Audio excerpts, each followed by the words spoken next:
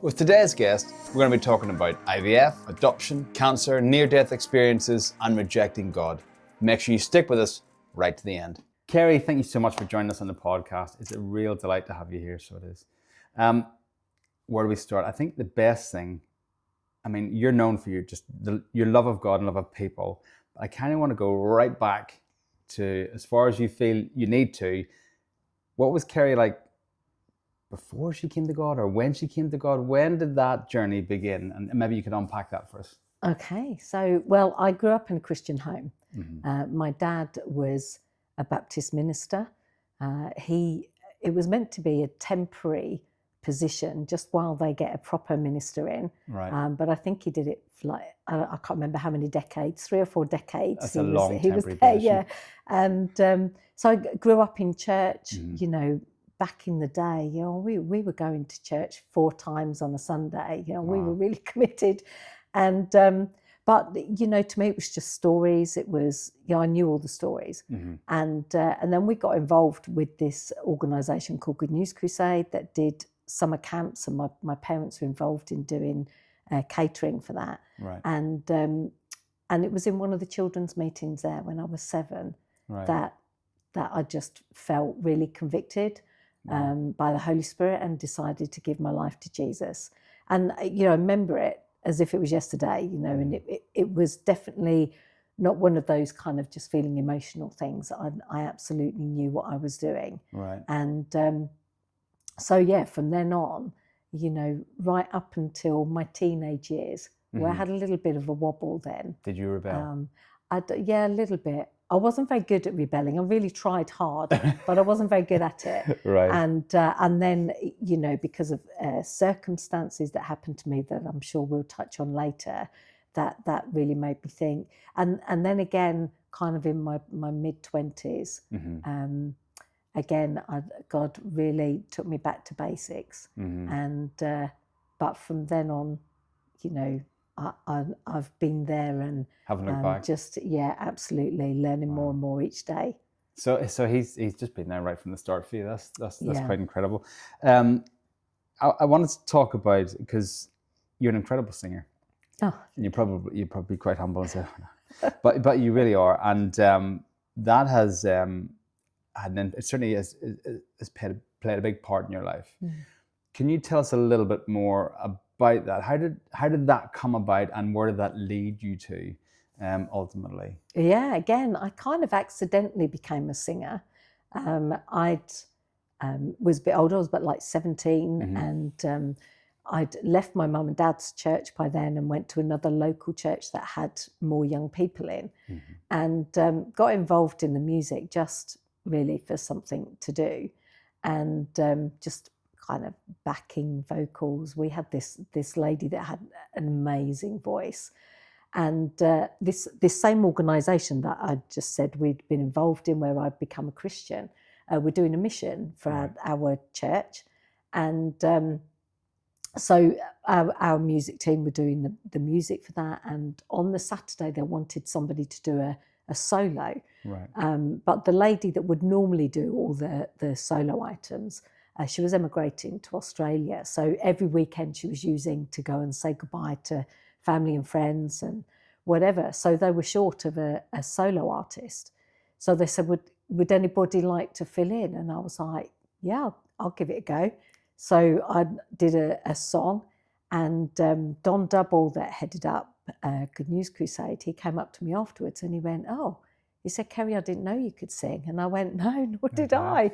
And so he said, would you come and sing at our camp? And and then I joined the team, and I was with them for 11, 12 years after that. So well, it wasn't an accident, because God had a plan. Yeah. I just wasn't aware of it. And and during that time, we've spoken on various things. I remember you mentioned that there was some well-known names in faith that you kind of sang alongside, and in the regards of the gathering that was happening at that time, or gatherings. How did that impact your life? Maybe who was involved, and how did that impact your life? Yeah, some amazing giants of the faith. Mm-hmm. Back then, people like Derek Prince and Judson Cornwall, lots of names. Mm-hmm. And I think for me, what a privilege to spend my time being surrounded by these incredibly wise men of God Mm-hmm. and learn from them. But also, the flip side of that was just seeing that they are just people at the end of the day, people that are anointed by God, flaws and all, So I think it had both an impact of growing my faith, but also of going, it doesn't make you a better person. No. It just We're all makes equal you, in God's eyes. Yeah, absolutely. Yeah. And was there any, looking back at that time, was there anything that had a particular impact on you that you look back and think that maybe influenced how I viewed faith or myself, or anything you can look back and share with us? Yeah, I mean lots, but one in particular, we were away at a conference, and I think it was Judson Cornwall that was talking, and he was talking about praise and worship. Right. And I wasn't a worship leader at the time. Mm-hmm. I just would sing backing vocals and do the odd solo song. But I remember him talking about how in the Bible it describes, I think it's in Isaiah and in Ezekiel, how Satan was made of musical instruments, and that he was the worship leader in heaven, and that the worship would come through him to God. Yeah. But it got to the point where he didn't want that worship to go to God. He wanted that worship to go to him. Yeah. And I remember that having such an impact on me, and him saying, as worship leaders, you have to be so careful, because it's so easy to get carried away with that. And, as people are worshiping, you're like, I'm doing that. Aren't I wonderful? Yeah. But it's not about us. No. We're there to lead people. We're there to bring people into God's presence, not to go, aren't I great? So that has really stayed with me. So I'm very aware, when I'm leading worship, or, I had at one stage, there was an event in Southend called the Big Event. And I think they'd run out of money because I had all these big names. And then they said, could you come along and sing? I was like, yeah, okay. I did 2 nights there, and one night I was on with Roy Castle, right. And the other night I was on with Chris Akabusi. Right. And it was so funny because I was in this green room at the back, and like people walking in going, I don't know who she is. Okay. Should she be in here? Like this? And I'm just sitting there thinking, yeah, I feel so uncomfortable sitting here. And they were all kind of pretending they knew who I was, but no one knew. But I was approached by a record company at that event, and so they said, could you send us a demo? And I had written an album at that time. Okay. But then I became ill, and I was out of action. I was in hospital for 3 months. Right. Well, no longer. 3 months in one hospital, and then another 2 weeks in another, and then a month convalescing at my parents'. And by the time I got around to sending this demo, they were like, Kerri who? Yeah. And, at that point I was like, I could really push this, but I couldn't get past this. It's not about me. Was it God's plan? So, So I never pursued that. And, I don't regret it. I think if I'd done it, it would have been for the wrong reasons. Yeah, that makes sense. You mentioned something there, and it really visually stuck with me.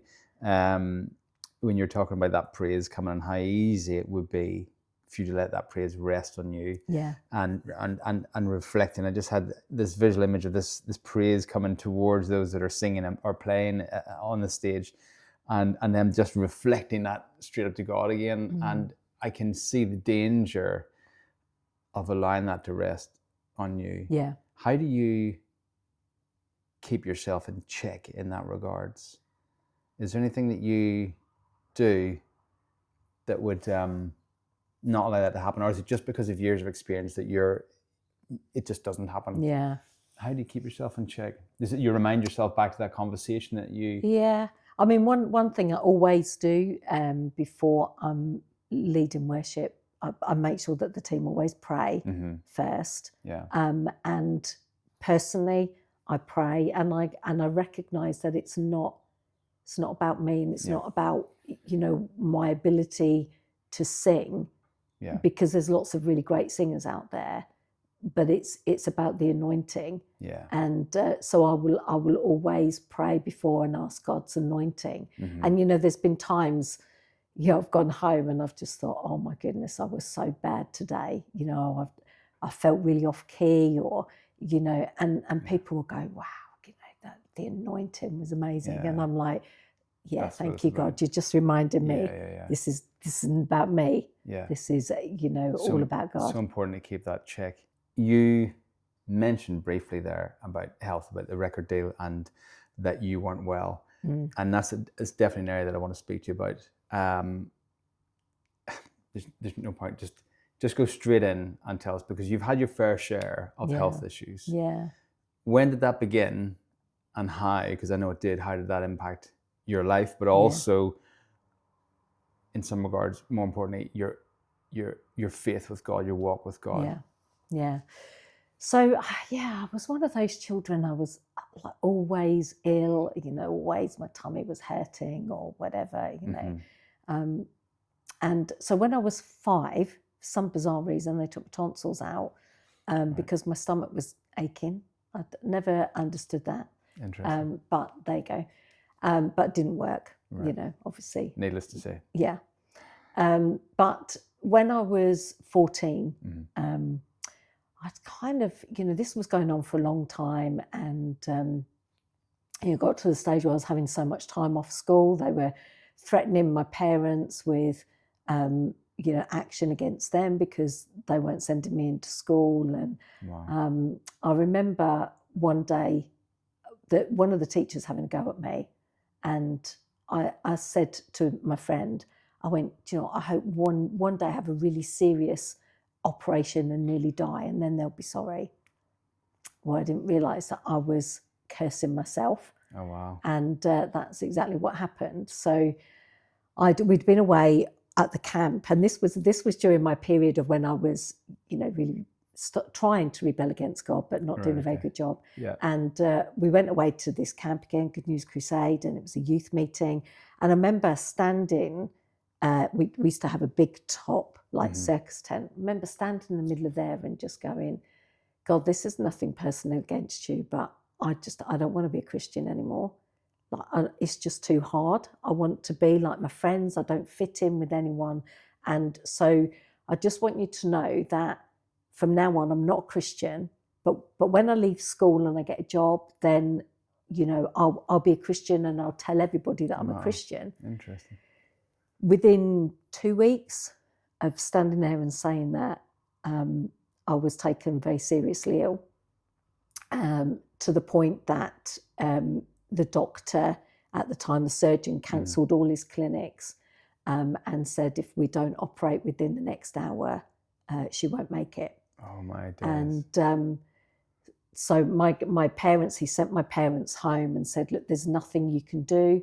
We'll just do our best, and we'll phone you and let you know whether she survives or not. Wow, how helpless must they have felt. Yeah. And I was, by this time, I was barely conscious. I remember little bits of it, but not a lot. And so my mum had gone home, and she knelt by her bed and just started to pray and cry and whatever. And her Bible just fell open to the Psalms. And there was a verse in there that just leapt out of the page that talked about singing a new song in the morning. Right. Now, at that time, there was no hint of me being a singer. But to her, it just meant I was going to be alive in the morning. Right. And she prayed at that point, and she said, God, wherever you call Kerri to go, I will never stand in her way. And she said, I give Kerri back to you. If you choose to give her back to me, then, so we'll get amazing for a mother to be able to do that.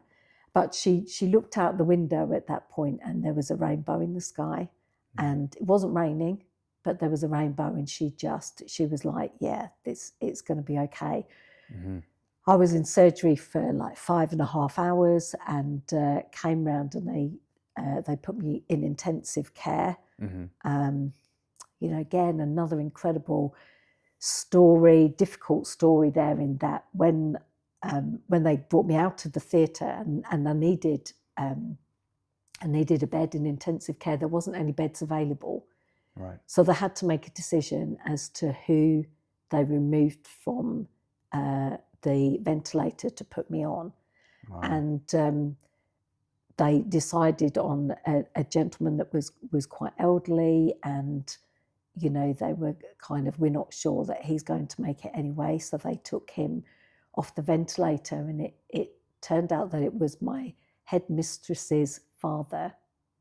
Wow. That was taken. So, you know, again, when I was able to reflect on that afterwards, you know, when the Bible talks about, you know, greater love has no man than to lay down his life for a friend, I was like, you know, this man, not only do I know that Jesus laid down his life for me, but this man as well. Wow. If it wasn't for him and my headmistress giving them permission to turn the machine off, I wouldn't be here. Oh my goodness.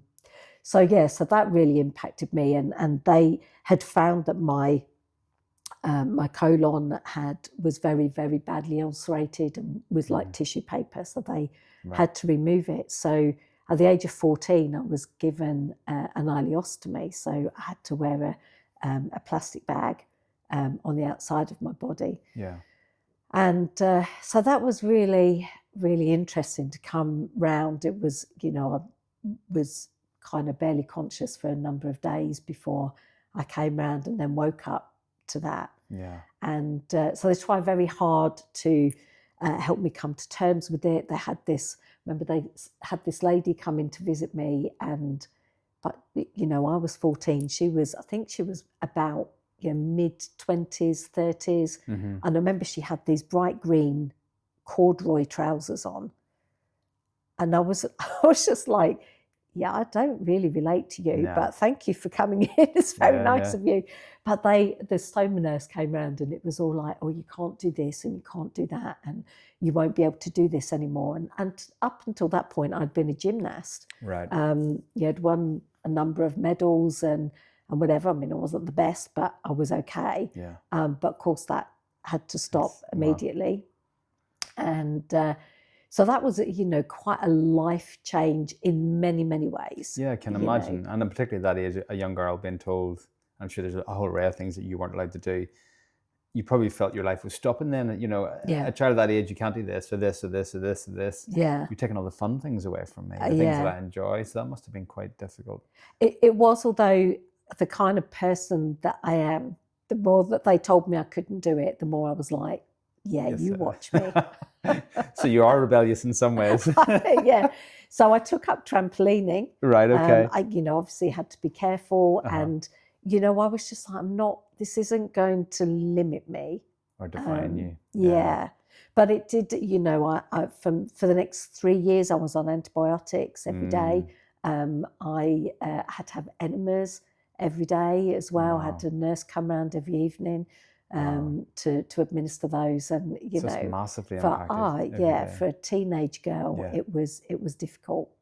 But when I was 17, I was sent up to a hospital in London called St Mark's, and there was a surgeon there that had created this new operation where they would take your ileum, the other intestine, and they would kind of coil it around and cut it to make an internal pouch. Oh, okay. But I was one of the first 10 people in this country to have that surgery. Right. Which, you know, in some ways was great that I was there, but also, you know, we were the people they made their mistakes on. Sure, the guinea pig. Yeah. Right. So one of the biggest problems was that I'd been diagnosed with ulcerative colitis when actually I had Crohn's. And had they double checked that, they wouldn't have gone ahead with the surgery. Okay. Because you know, Crohn's it's not curable. It's treatable, but it's not curable. Right. And so it would continue to attack the pouch. Got you. But you know, at 17, I went along and he said, like, you've got a 5% chance that it won't work. there's a 10% chance that you would get a blockage and we'd have to do further surgery, and a 15% chance that you'll be incontinent for the rest of your life. And I kind of looked at it and I went, okay, they're not great odds, but they're not bad odds either, That's a 95% chance that it will work. Yeah. So went ahead with the surgery, and back then it was done in 2 parts. They would build the pouch first, then you would have to wait 2 months until they would reverse the ileostomy. Right. So I had the first surgery. It went well, and a couple of days later I wasn't feeling right, and I went to the bathroom and my dressing was just drenched in blood, and the stitches had burst open with infection, and because it was infected, they couldn't stitch it back up. So I had to have a week with just it all being kind of packed with bandages and having to have that changed every day, and so that was quite a difficult period of time. And then back to surgery again. So what should have been 1 operation ended up being 3. Right, okay. And then a couple of months later I went back and I had the reversal done, and it was great. I was like, yeah, I've got my life back, everything's going to be wonderful. And it was for a few months. And then just started to get this pain again, particularly every time I stood up, and it wasn't great. And I went back to the hospital for a checkup, and they discovered that I had an abscess, and a couple of fistulas as well. And so they were like, we're really sorry, but we're going to have to give you the bag back. And I was all that you went through, devastated, just really, it was such a difficult time. And I think it was during this time, one Sunday, I was in a side room, laying there feeling very sorry for myself, and I had tubes like everywhere. So I was I think I was literally safety pinned to the bed. And I had a call from the leader of the church at the time. And he said, someone's had a word for you during the worship today, and the word is that you should dance before the Lord. Right. And I was like, yeah, you're having a laugh, aren't you? Can you see me right now? Yeah. I was like, really? That's just crazy. So I completely dismissed that. But as the day went on, I was just sort of, it wouldn't go away. And I was almost like arguing with God, and I was going, like, I can't even stand, let alone dance. Like, this is ridiculous. Why should I do that? But it wouldn't go away. So I was like, okay, let's give this a go. So kind of undid the safety pins and managed to get up, walk to the door and close the blinds, because I thought, they might think I've got a bit loopy. And so me and my drip stand just started to dance like what I won't claim that it was, it wasn't strictly, but there was movement. Just movement. And, put on some worship music. But as I started to dance, I felt this kind of heaviness lift off me. Wow. It was quite incredible. And, from then on, things did my body started to heal, and, things were, looking a lot better. So a few weeks later, I think it's normally about 4 weeks after, I had to go back for a checkup. Yeah. And I went back, and the doctor examined me, and he went, this is interesting. He said, do you mind if I go and get a colleague to have a look? And I'm like, no, fine, yeah. So I went off, and I think they brought in a few medical students as well. And I was like, yeah, I don't mind, of course not. And this colleague was looking, and he went, what am I looking for? There's nothing there. And he went, exactly, there's nothing there. You should be seeing like the scar tissue, you should be seeing the remnants of the abscess and the fistulas. And he said, but there's nothing there. And he went, I know.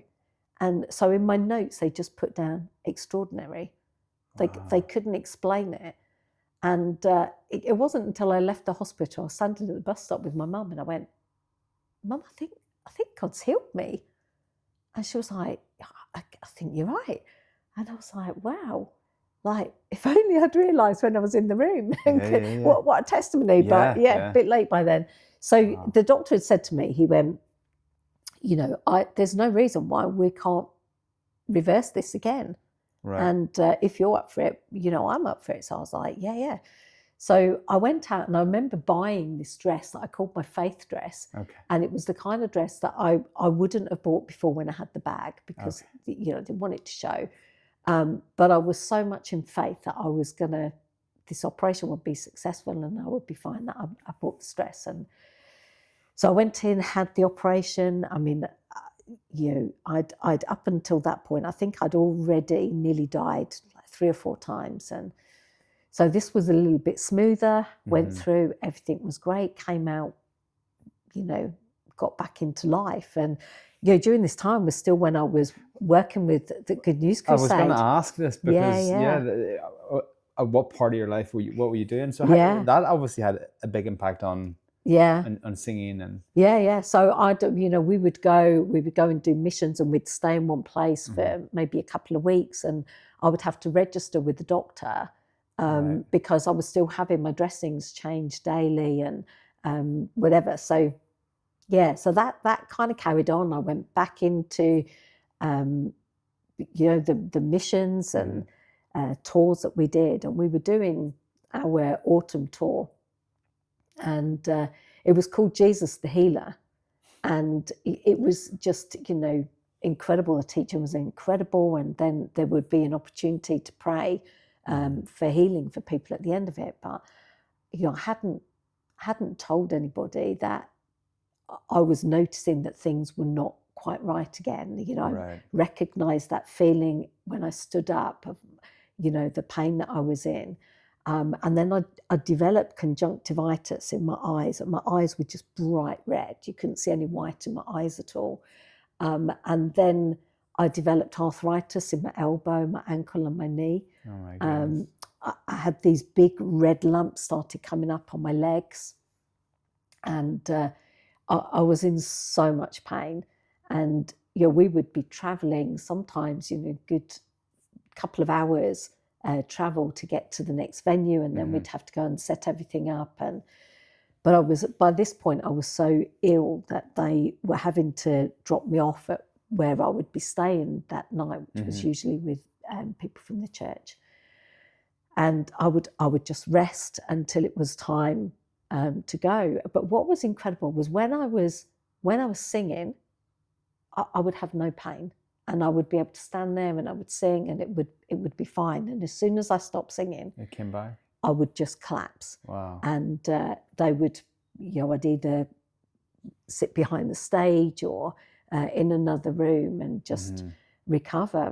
But you know, at that time, I just remember just seeing incredible healings. You know, people receiving their sight, you know, people that were deaf receiving their hearing, people getting out of wheelchairs. You know, all this amazing stuff. But I was the worst poster girl for Jesus the Healer, because I looked dreadful. But that must have, how did you feel at that time, seeing all this healing around you and feeling, knowing I need some of that? Yeah. How did that impact you as well? I think, you know, at that time it was so difficult that, you know, I would always have very well-meaning people, you know, would be, oh, God's told me to pray for you to be healed, or why are you not going forward to be healed? And I was like, do you not think I've tried that? You know, do you not think I've, you know, and there was, and I ended up feeling quite condemned and feeling, you know, I'd have people go, oh, have you got some sin that you've not confessed, or you know, have you got unforgiveness, or you know? And I was, you know, I would really beat myself up about the fact that I was ill, and so it was actually really difficult. And during that time, I just learned to put this kind of face on. And I remember I sort of went back home. I got stuck down in Cornwall at one point because there was an ambulance strike on at the time, and I was too ill to travel. And they'd put me on penicillin. They'd taken me to a doctor because they kept saying to me, "You really need to see a doctor." And I'd be going, "No, I'm fine. I'm fine. I'm okay. I'm okay." And they phoned my mum and they went, "She's really not okay. What do we do?" My mum said, "Just make her an appointment and take her." Right. And I didn't realise how ill I was at the time. And in the end, my brother had to drive down to Cornwall and just put his seats down in his car, made a bed, and that's how they got me home. Wow. And by this time, I was to the point where I couldn't even brush my own hair. The only way I could be out of pain was to float in the bath. Wow. So I would be having like 2 or 3 baths a day. Yeah. Without too much information. The only way I could go to the toilet without it hurting was in the bath as I was floating. So it was just the most horrendous time. Yeah. I was on morphine at the time, and I couldn't eat anything, but to take the morphine I had to eat. Yeah. And so my mum was looking after me at the time. I didn't live at home at the time, but I had to go back because I couldn't look after myself. And I remember saying to my mum one day, just let me die. I was like, just help me, give me more morphine and I'll just slip away. I can't live like this anymore. Oh my days. And my mum was like, I can't do that. And I begged her to let me die. And she was like, I can't do that. And she wouldn't. And I couldn't. Gosh, I couldn't go and get that myself. I can't imagine what it would be like to be in that room, to be your mother, to hear that. Yeah. But they'd already told me at this point, if I had any more surgery, I wouldn't make it. And I was like, there is no hope. What is the point? Just let me die. But my mum wouldn't. She wouldn't let go of me. And so I ended up back in hospital. I had to wait for a while because my surgeon was away in America. So by the time he came back, they got me back into hospital. And, there were times, as I said, I nearly died a number of times. And there were times that I was aware of it. Mm-hmm.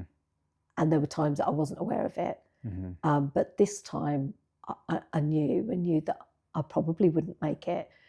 And then the surgeon came to see me the night before. And by this time I was probably 21. Mm-hmm. And he came and he sat on the end of my bed and he said, I just want to tell you that we're not sure that you're going to make it. And he said, but I want you to know that I will do everything that I can to save you. And I was like, okay. I was like, what do you say to that when your surgeon is telling you you're not going to make it? And I was like, okay. But what had really bothered me before when I'd nearly died was that I wasn't able to phone my mum. Right. So I asked for the phone to be brought to me, one of these like wheelie phones. Yeah. And I phoned my mum and I said, Mum, I'm just phoning to say goodbye. Mr. Nichols has just been and told me that he doesn't think I'll survive tomorrow.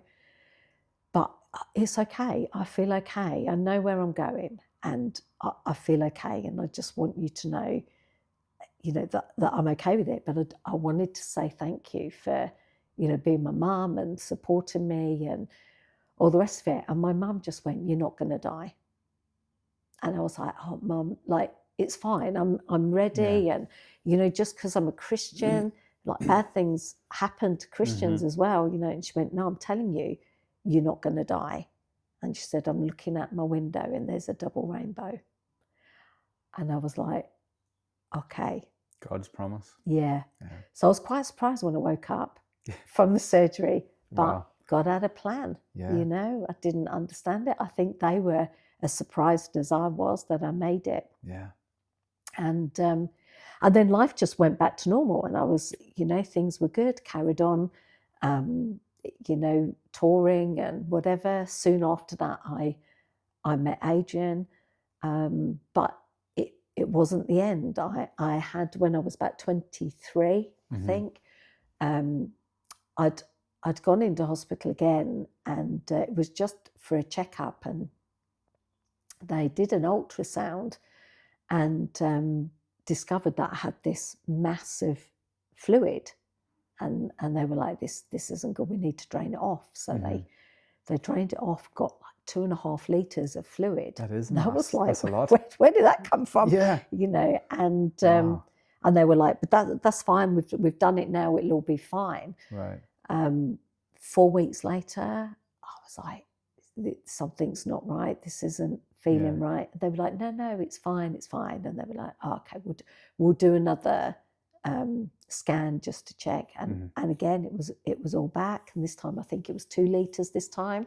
Significant. That they drained off. Yeah. Wow. So I ended up being admitted to the hospital here in Southend, and I was there for 3 months because they didn't want to operate on me, and there wasn't a bed available at my hospital at St Mark's because they assumed that it was bowel related. Right. Okay. So yeah, that was a really interesting time. You know, I got very used to being in hospital. I had my own little space in the fridge, you know, and it was that I was kind of on morphine at this time and became addicted to morphine as a result of that.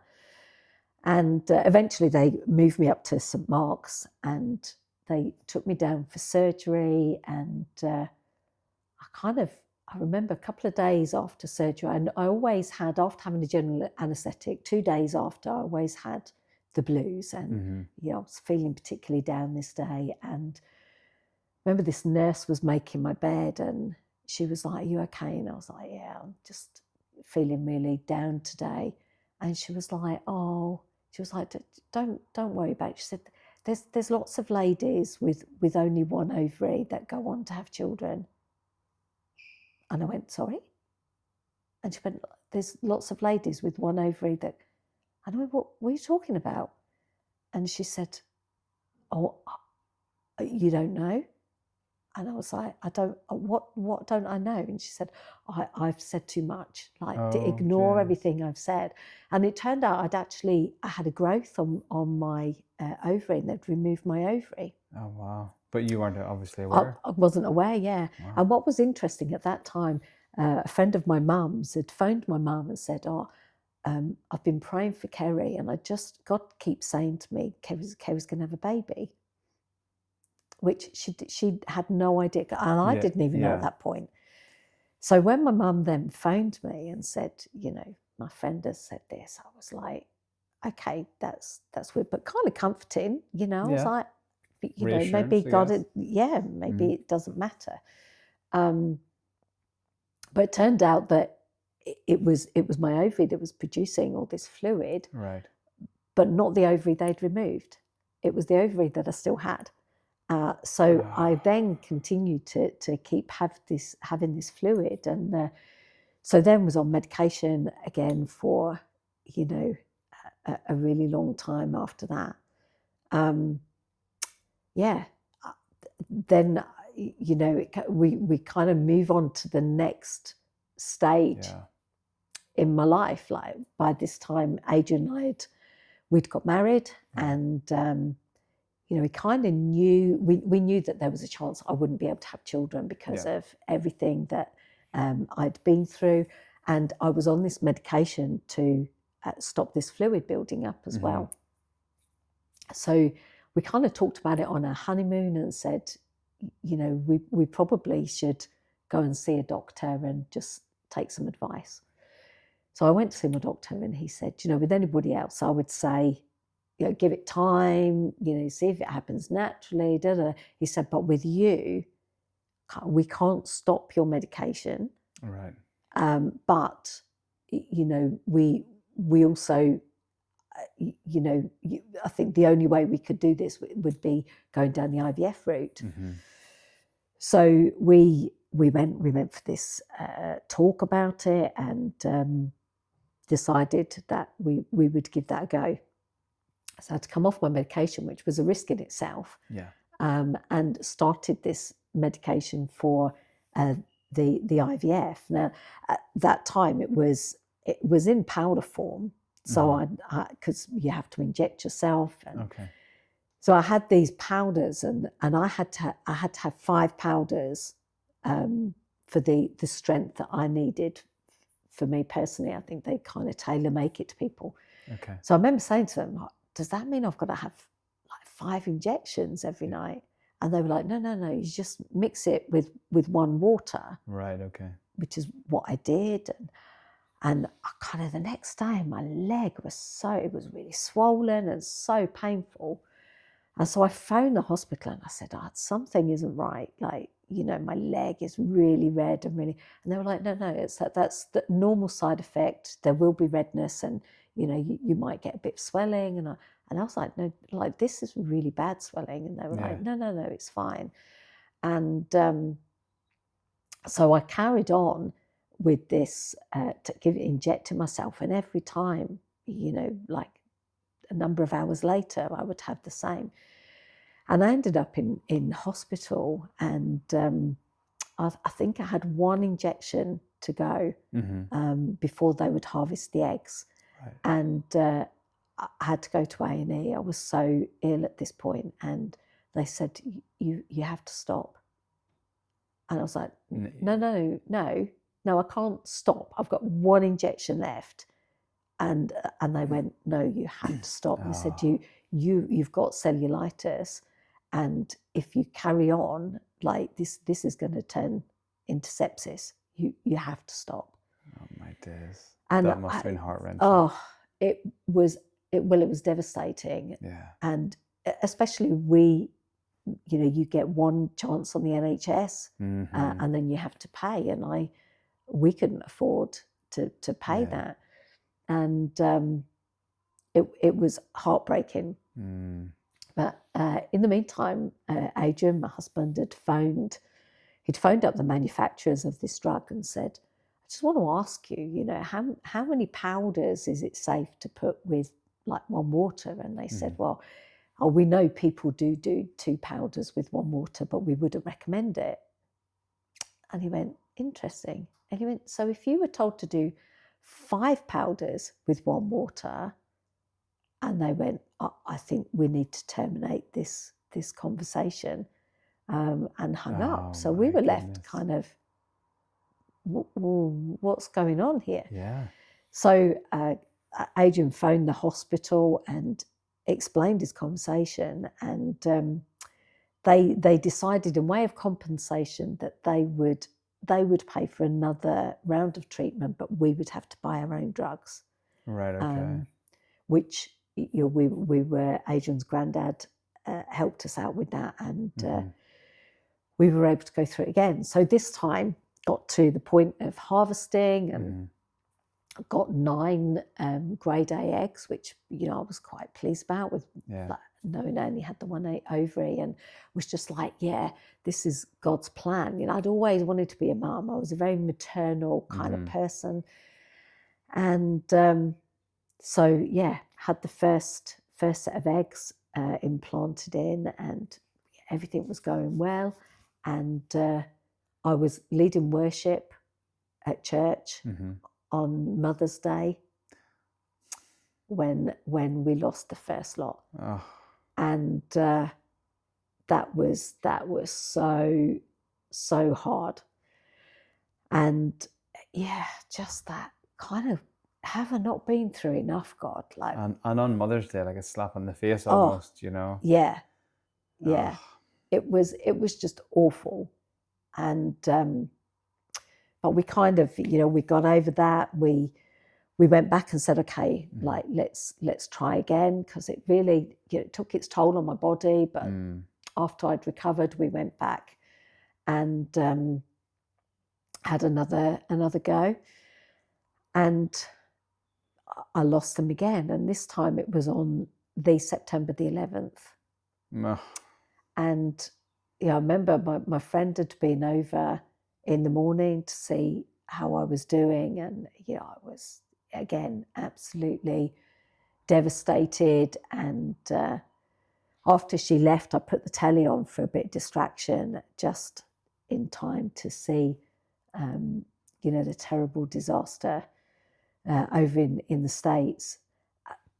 But it meant that like the whole world was grieving about something else. Yeah. Which was terrible, but here you are. Yeah.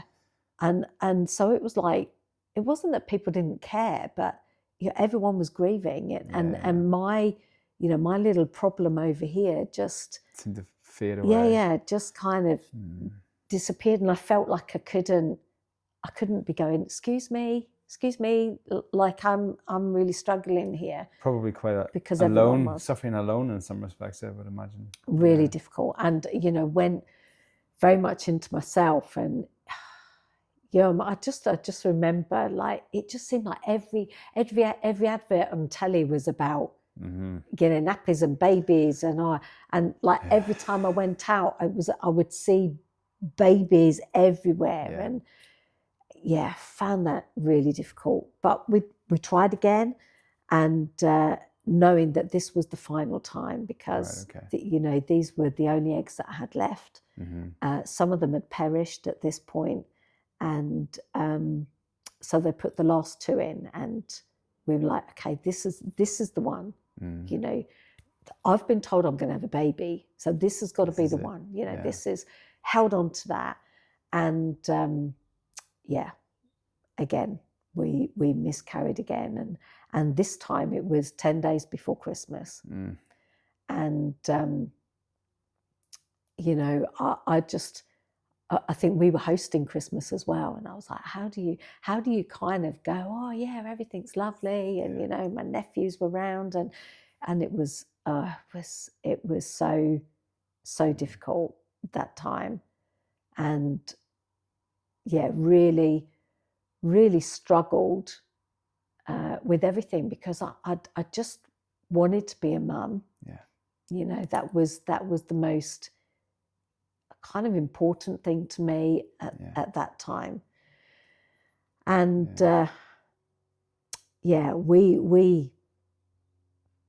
we had talked about adoption anyway, and we went along to an information evening to find out about it, because we just thought at that time things were very different with adoption back then, and there was an upper age limit. And I thought that my health would count against me, that they would go, well, no, you can't take on a child because you've been too ill. But we kind of spoke to a social worker afterwards, and they were like, it's worth putting in an application, and I'm sure that things would be okay. And but it just didn't feel right on the day to put in that application. So we held on to it, took it home. Part of it was that I wanted closure on the IVF. Right, okay. I wanted to sit opposite the doctor and go, that's it, I'm stopping. Yeah. And so we did that. We went to the hospital in December, and I remember the doctor going, like, we really think it would work for you. If you just keep going, it would work for you. But it really taken a toll on my body, and I was just like, I may end up getting pregnant, but what if I then can't carry this child, and Adrian is left literally holding the baby on his own without mummy, just. And so we decided, no, it's not the right thing. And for Adrian, it was so hard to see how ill it was making me. Yeah, sure. And how difficult emotionally it had been on me, not just physically. So we held on to this application, and we were like, we're not going to send it in straight away. So we kind of sent it. It must have been sort of end of December, beginning of January time. And in the meantime, we weren't aware that friends of ours from church, they were our home group leaders, we weren't aware that they were training to be foster carers. Okay. And they were passed as foster carers, and they were going to have older children. But there was an emergency the beginning of that January for this little boy who was 2.5 at the time, and they were asked if they would take him in, which they did. But he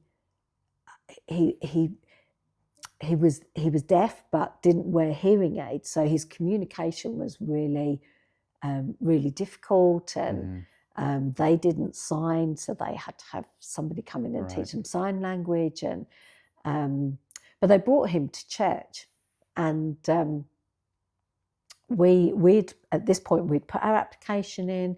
Here they were with this little boy, and I remember talking to them. We made a throwaway comment. I just went, wouldn't it be funny if we ended up adopting him? You know, just didn't really think much about it.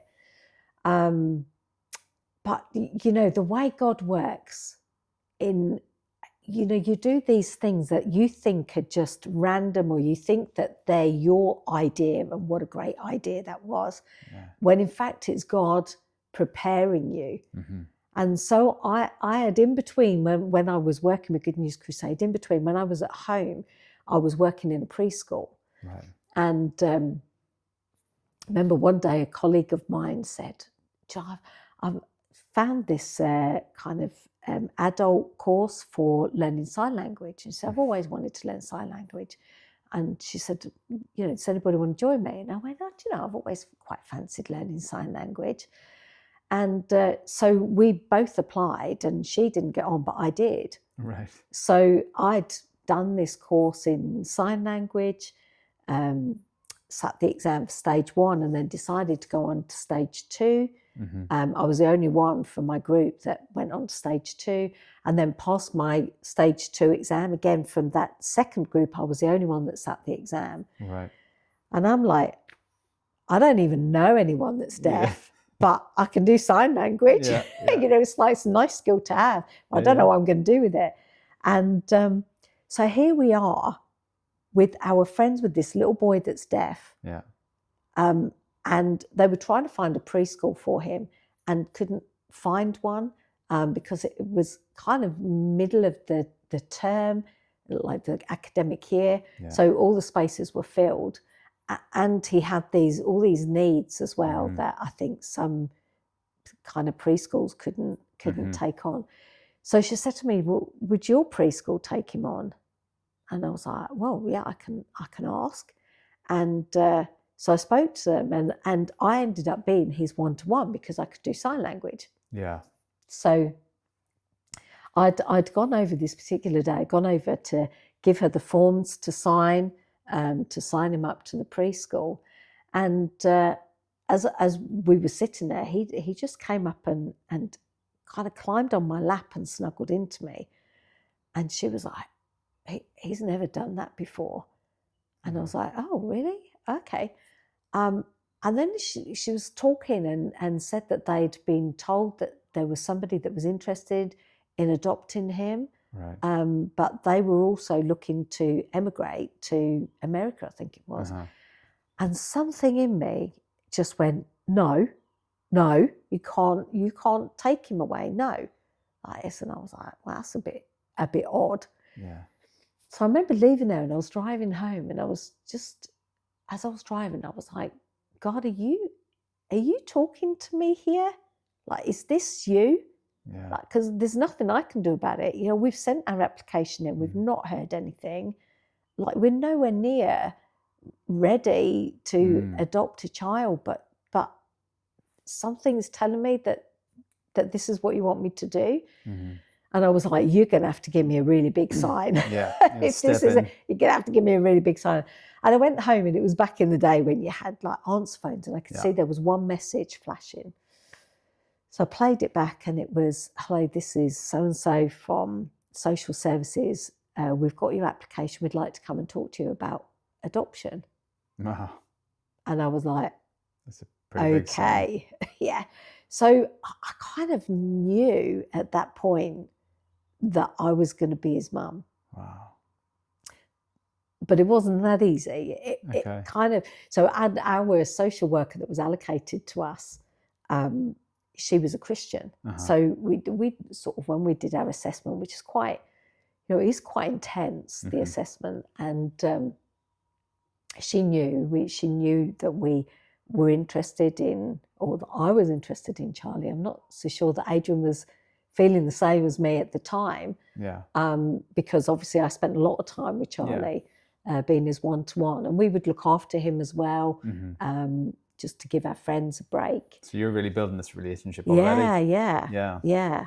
And so as we're doing our assessment, our social worker kept going like, don't answer this thinking about, Charlie, you've got to think broad, And we'd said at the beginning that we wanted to adopt 2 children. Right. We wanted a boy and a girl. I knew I really wanted a girl.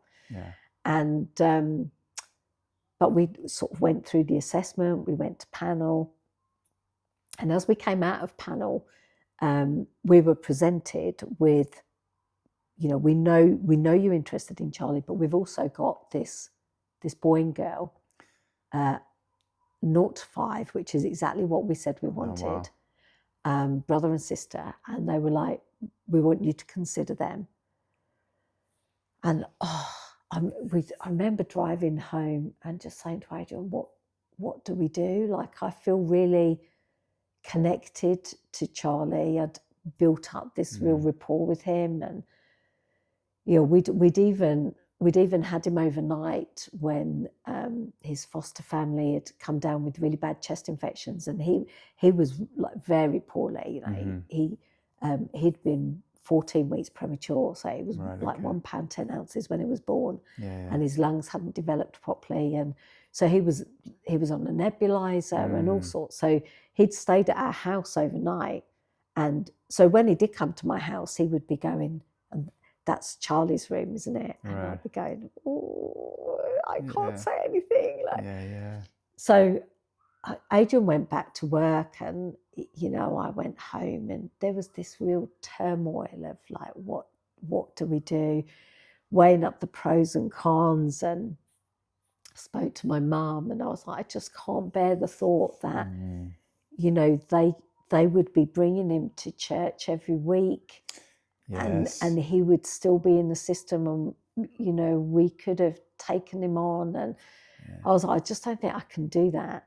And so my mum was like, well, I think you've got your answer. And I was like, yeah, but it's going to depend on what Adrian feels as well. So I phoned Adrian. I was like, have you had a chance to think about it? And he was like, I haven't been able to think about anything else. And he said, I want to be his dad. And we'd been told if we adopted him, that would be it. We wouldn't be able to have any others because his needs were so complex. So you're faced with what you had wanted. Yeah. And Charlie. Yeah. That's great. Your life's not been easy, has it? No. Straightforward. Wow, that's... No. So it would just be Charlie, and that would be it then? Yeah. So, but it just felt right. It felt, this was... And I couldn't get away from the fact that, we'd... right from the start, we'd felt that we would have Charlie. So we put in an application to adopt Charlie, and then we got a letter one Saturday morning saying, thank you. It's really great that you'd like to take him on, but you can't, unfortunately, because you live in the wrong area. Because he had birth family that lived quite close by. Okay. And so we were like, oh, okay. And I remember Adrian just going, oh, well, it's not meant to be then. And I was like, no. And I was, no. Like, I'm sure that right from the beginning, God made it clear that I was going to be his mum. And I was like, I'm not having this. And like, we knew our social worker had said, once I make a decision, that's it, they don't change their minds. And I was like, I'm not having this. And I've never had faith like it before, but this, something just like in me went, oh, I'm not having this. Yeah. So we called a few people, friends, close friends, and said, can we get together? We've got to pray that God will move this mountain. And so we got together, and we prayed our socks off. Like I've never had faith like it before. And long and short of it, we got this phone call saying, yeah, actually, you can. We've changed our minds. You can adopt him. Oh wow! So we actually went to panel you go again for a matching panel. We went to panel on September the 11th. And September 11th wasn't a good day for me. No. It brought up a lot of memories of when I'd miscarried and, but it was almost like God was saying, I'm in the redeeming business and I'm going to redeem not just this day, but Mother's Day and Christmas. I'm going to redeem them all in one swoop. So we didn't go to panel that day. It was all done without us. But I remember that morning I opened the curtains, and as I opened the curtains, there was a rainbow in the sky. And I was like, God's got me. Wow. And so he became our son. Wow, that's what a journey. What an epic journey. But it didn't end there, because so Charlie came home with his family, with his mum and his dad. The decision that you made was that where we had wanted a boy and a girl, you're only allowed now Charlie, which was a challenge in itself. But your family did manage to grow again. It did.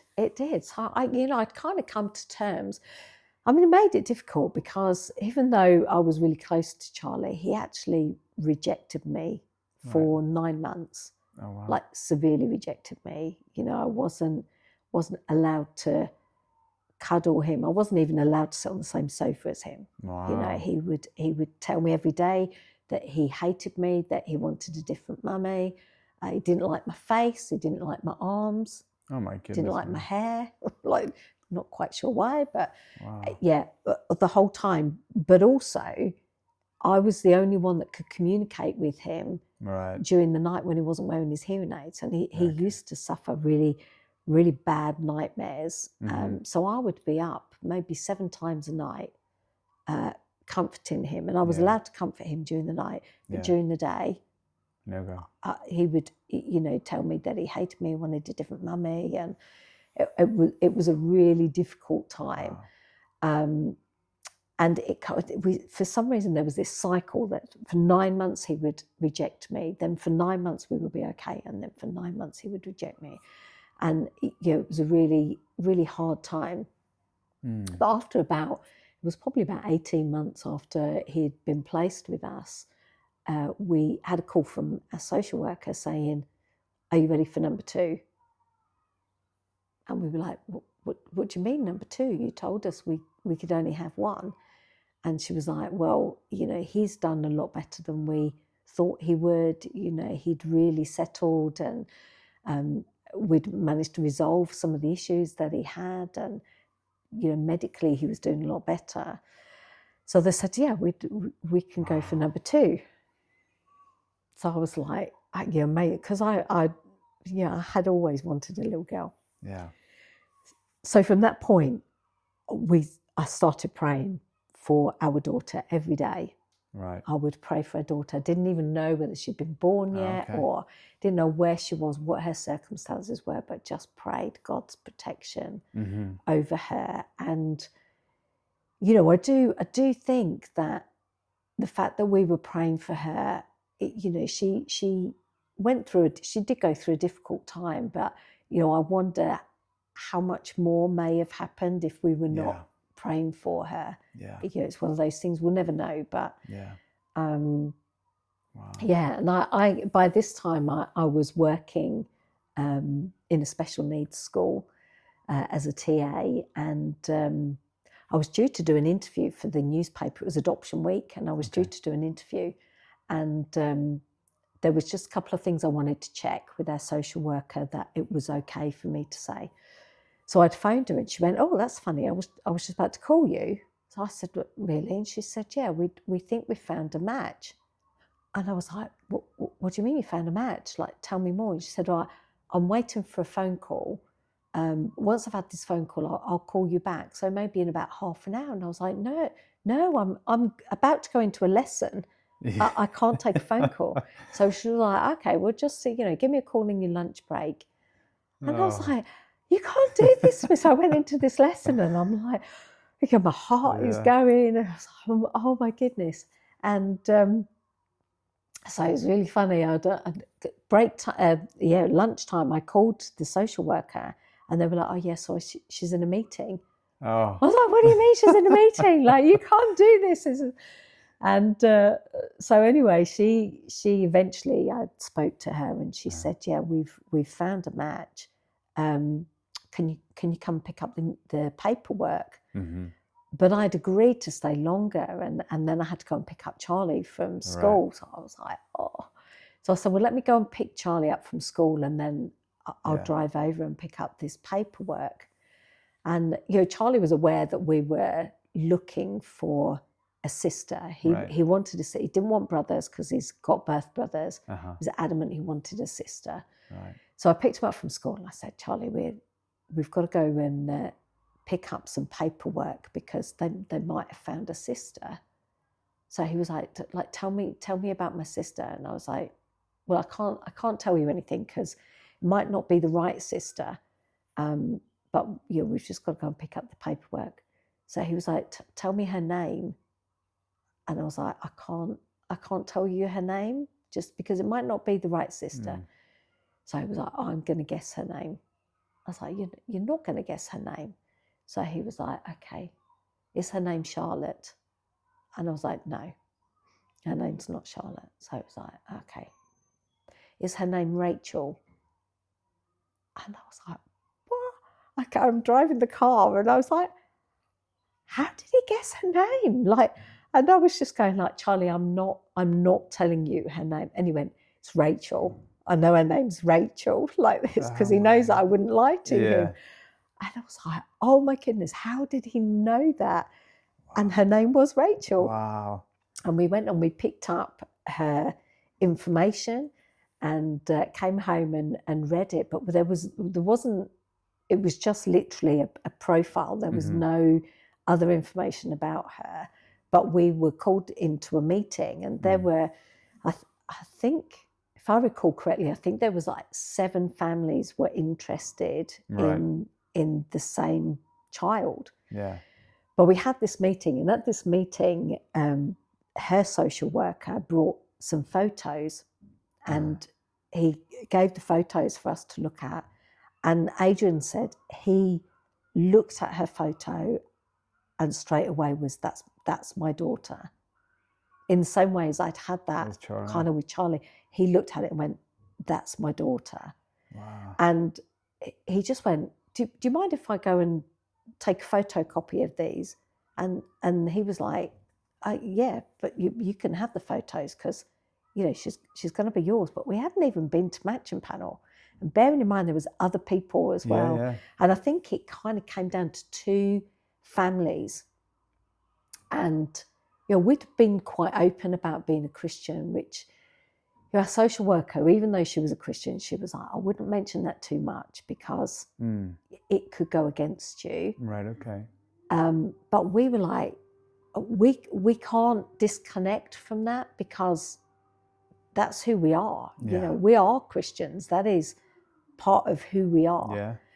And so we had mentioned that, and it actually, that was the thing that pushed it in our favour because her birth parents had her christened. Right. We know now that it was because they thought we wouldn't be able to change her name. Right. But the fact that she'd been christened and we went to church was the thing that was, finally threw it in our favour. That's incredible. But Adrian knew. As soon as he saw the photo, he knew. And I looked at the photo and she just melted our hearts, Wow. And so we then went to panel for her, and it happened quite quickly. Mm-hmm. And she moved in just before Christmas. In fact, it was on a couple of days ago was the anniversary of her moving in. Wow. So it was really close to Christmas when she came, and it was just like our family was complete. And again, it's that whole thing of God has a plan, and you think that He doesn't, but he does, and Yeah. he's working out that plan, and we Yeah. don't realise. No. And one of the things that with adoption I really struggled with was that I wanted to be able to name them, because names were really important to me. Okay. And so when you adopt, you can't change the first name. Right. You can change a middle name, or you can add a middle name, but the first name has to stay. Right. Okay. And so we didn't have a choice in their names. But what was incredible was that my granddad was a Charlie, Right. although he was known as Ted, but his Yeah. name was Charlie. And Adrian's grandma was called Rachel. Oh, wow. So they were names that we would have Certainly considered. Yeah. Wow. How incredible. So yeah, amazing. It's amazing how God, you said has a plan, but in our thoughts, or our plan of how our lives are going to pan out, God's plan comes across in very different ways. Yeah. We see A to B, and he sees a whole different plan. It may end up in the same way, but the journey that he takes on, takes us on, is a real refining and a real strengthening as well, which is quite incredible, and certainly sounds it with you. Yeah. I mean, it wasn't always easy, Any child that goes into adoption carries an amount of trauma with them, which will come out at some point. Yeah. Charlie, we knew about Charlie's struggles with his health, but Rachel equally had some health issues as well, and so it wasn't an easy journey. Sure. But just we knew that it was part of God's plan. We knew that even before we knew we were going to adopt, God knew that we were going to adopt them. Yes. Yeah.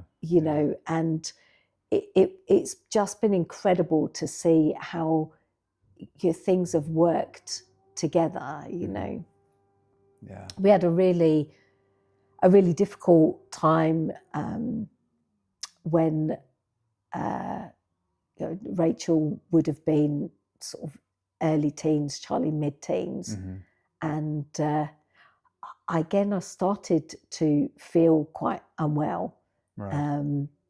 I had an issue with I had a blockage, and I wasn't able to eat anything, so I didn't actually eat for a month. I was living on liquid.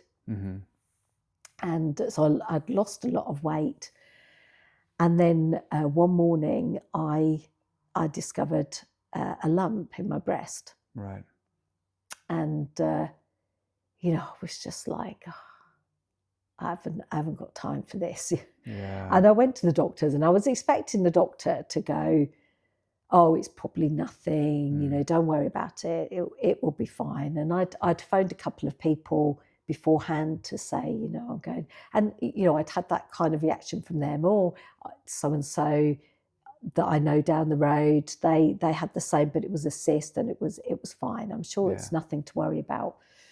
And I went in and I saw my GP, and they just went, I'm so sorry. Oh no. I came out of there going, oh, that wasn't kind of the reaction I was expecting. So I was put on this pathway where you need to be seen within a couple of weeks. Yeah. And had this appointment, and Adrian was like, do you want me to come with you? And I was like, oh, no, it's fine. I'm so used to going to hospital. It's, it's not a problem. And so I'd parked my car on the leader of this church. I parked on their driveway, and his wife had said to me, do you want me to come with you? And I was like, no, I'm fine. I don't need anybody. I'm fine. And I was like walking up the road, and I heard this voice behind me going, I'm coming with you. And I turned around, and she was like running behind me.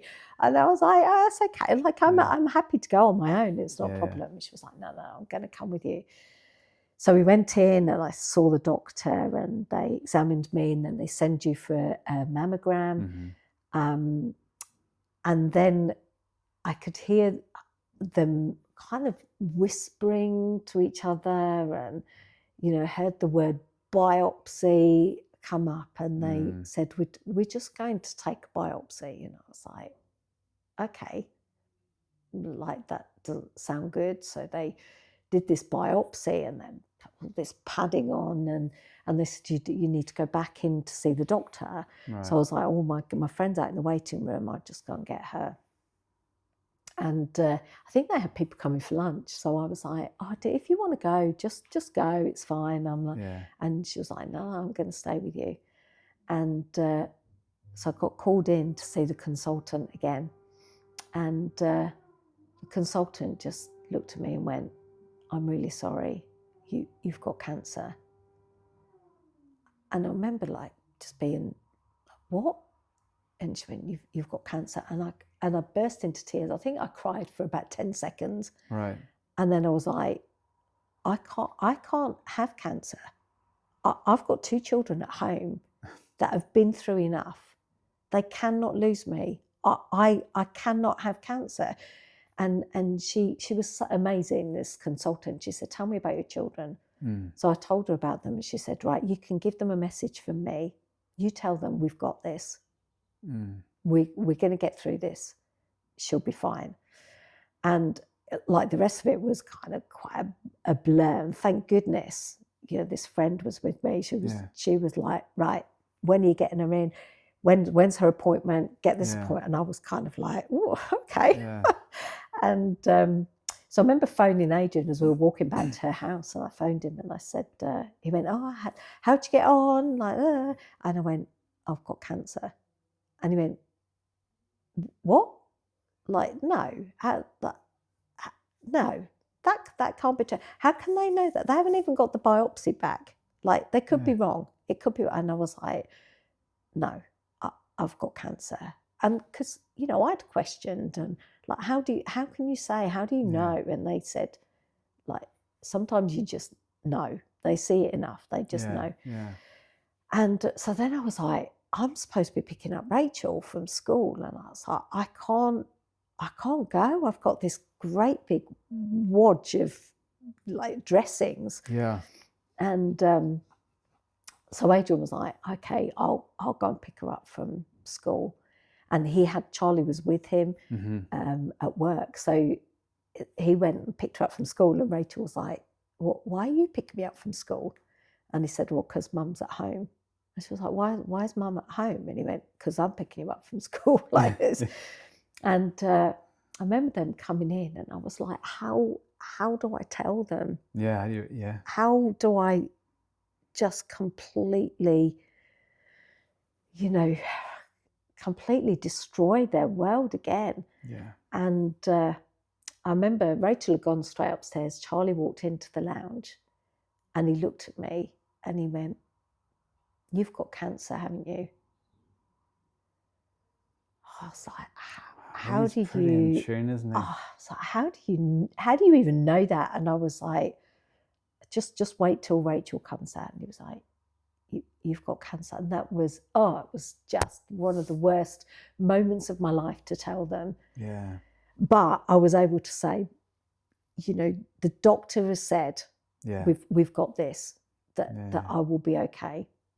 And, you know, it was not an easy journey. Sure. You know, I had surgery, and the day that I went in for my mastectomy, my father-in-law passed away just an hour before I was due to leave. And, you know, we got a phone call as we were just having our lunch, and we went round there, and Adrian just stood there going, like, what do I do?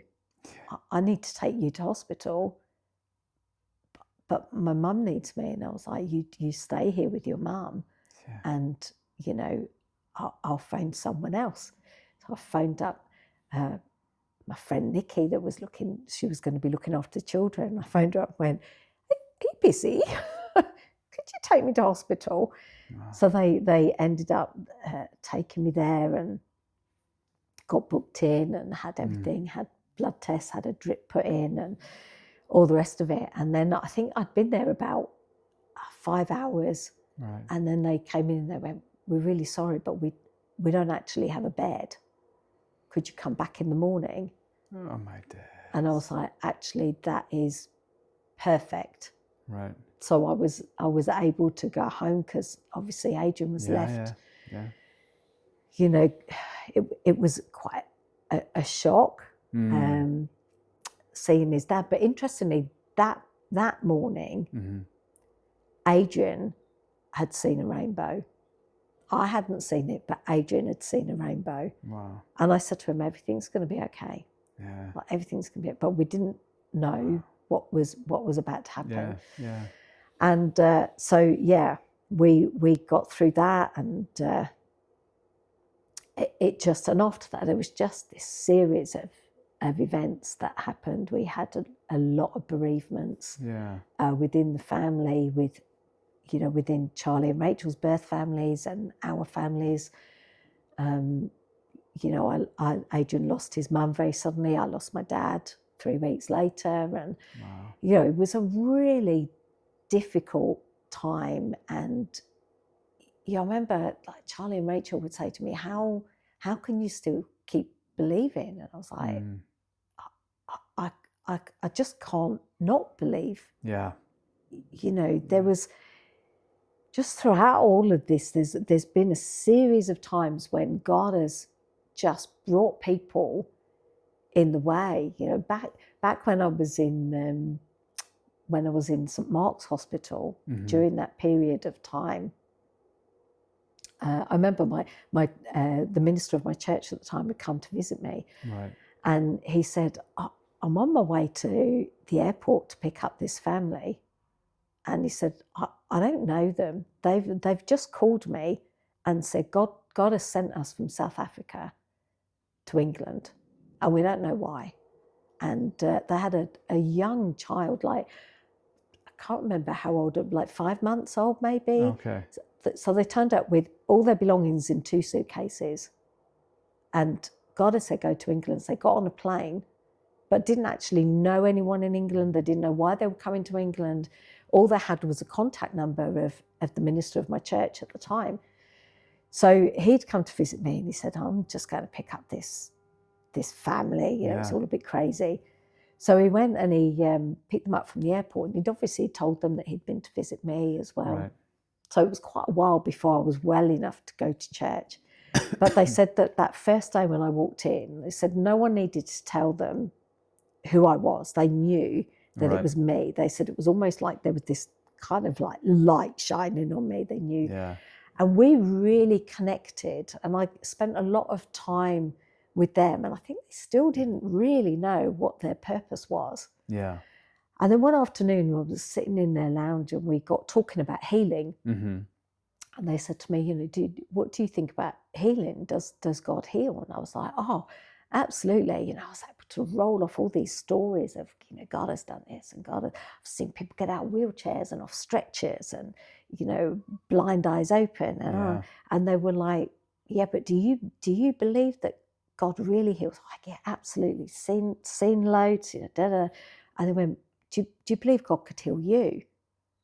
And I was like, well, if he really wanted to, I'm sure that God could heal me, and I don't know why he hasn't. I don't know why he's not chosen to heal me. And and they were like, but why do you think he hasn't healed you? And I was like, well, I don't know. It's all part of God's plan. And it was like they were stripping off layer after layer after layer, to the point where I was like, I need to be honest here. And I said, I don't know why God hasn't healed me. And I don't even know if God loves me.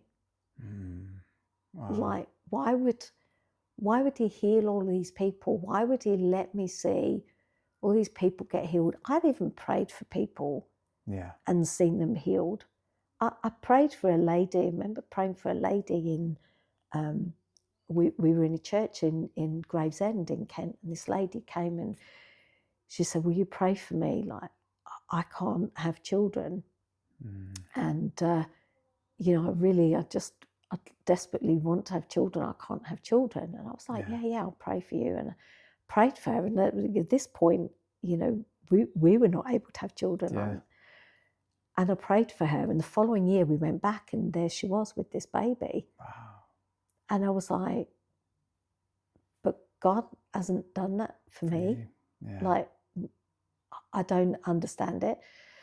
And so they kind of like, let's just take this back. And they were like, do you believe that God is who he says he is? Do you believe that Jesus died for you? Yeah. And I was like, yeah, that I can believe. Yeah. And I was like, I've seen too much not to believe. But I couldn't get past that. Does God actually love me? Yeah. And, you know, something that I'd carried with me for a long time. You know, I always felt that God thought I was right. You know, I was good, but I wasn't quite good enough. And I guess that's why I felt he didn't heal me, because I was good, but I wasn't good enough. Yeah. You know, other people were better than me, and that's why he chose to heal them and not me. And you know, that was such a turning point in my life, because I think I'd learned how to be a Christian well. Right. You know, I could perform being a Christian. Mm-hmm. You know, even when I was feeling awful, you know, I could put on a brave face and I could do all the right things and say all the right things. And but in here, something had broken. Wow. And this couple just took me right back to the basics, and we were like, okay, let's start again. Yeah. And that, I would say, was you know, the real pivotal part in my life. Yeah. And soon after that, they were called back to South Africa, and they just packed everything up and went back. And I, you know, really believed that God sent them over for you, just for me, just for that moment in time when they stripped everything down. So not alone, that answers the question: does God love you? Absolutely. He sent people. Absolutely. To come to you, to strip you down, to say, yes, I do. Yeah. Wow. So, you know, when we were going through this really difficult time as a family, and just bereavement after bereavement, you know, to the point where I was like, I can't phone the school again. Yeah. They're going to think I'm making this up. You know, we need another day off for another funeral. But your God just sustained us through that. And, you know, every time that I started to feel I can't do this anymore, God would send a rainbow for me, and I would be like, okay, you've got this. I'm going to be okay. Yeah. But after I had the breast cancer, I was put on a medication called tamoxifen that I have to take it for 10 years. So next year is my last year. Okay. And but unfortunately, one of the side effects of tamoxifen is that it can affect other parts of your body, and it can cause womb cancer. And so probably not long after I'd had this surgery, I started having issues again. I wasn't able to go back on the medication that was stopping my ovary from producing this fluid again. But I couldn't go back on that medication. So soon after having the mastectomy, that this fluid started building up again. And I was going about every 4 weeks again, I was going for them to drain it off. But where I'd had all the bowel surgery, they couldn't drain it. And they said to me, we can't keep doing this. Like, they're going to have to find another way. And so I went to see the specialist about it, and I was showing signs of possible womb cancer as well. And they were like, really, what you need is a hysterectomy. But because of all your surgery, we're not sure that that's even possible to do that. But it was a catch-22. If they didn't, the outcome wasn't good. If they did, the outcome possibly wasn't good. And I really didn't think I was going to survive this one. And it was something I carried around with me, and I was like, I can't tell the children, and I can't tell Adrian. I don't think I'm going to make this. And each time when I'd been in hospital before, I always made. I think the first time I did envelopes for the children with like a letter for every day that I was in hospital, with a little present for them to open. And so I prepared this again. I prepared all the things for them, but this time was so hard because I didn't think that I was going to make it. Wow. And I think it was only a week before my surgery that I said to Adrian, I've got this feeling that I'm not going to make it this time. And it was so much harder to go into surgery. And I felt peaceful in that. I wasn't scared of dying. Like I was more, it was more who I was leaving behind. Sure. And I hadn't seen any rainbows, and I was just like, God, I don't know what's going to happen here. I had two surgeons doing my surgery, one to do the bowel surgery and one to do the hysterectomy. And they were wheeling me down to the theatre, and my sister-in-law is a theatre nurse, so she was there with me. And as we stopped outside for the anaesthetic, you kind of, before you go into the operating theatre, there's the anaesthetic room, and I was laying in this anaesthetic room, and they were kind of preparing to put me under, and I could see through the door, there was like a glass panel, and I looked through the door, and it'd been newly decorated, and they'd done this kind of this painting of I think it was Southend Pier that was there, but going over the top of it was a rainbow. Wow. And I said to my sister-in-law, there's my rainbow. Yeah. And, again, I just knew that I was going to be okay. So, yeah, it's been an interesting life, but all the way through, like, God's just been there in the background when it's felt that I've been alone. I love the song Waymaker. Yeah. And that part that says, even when I can't see him, he's working. Yeah. Even when I can't feel it, he's working. Yeah. And I've really experienced that there's been times when you're just like, God, what are you doing? Like, why is this happening to me again? Have I not been through enough? Yeah. But each time he's been there, and he's been faithful, and he's been, he's been sorting it out. Like, I know Jodie often talks about a tapestry. Yeah.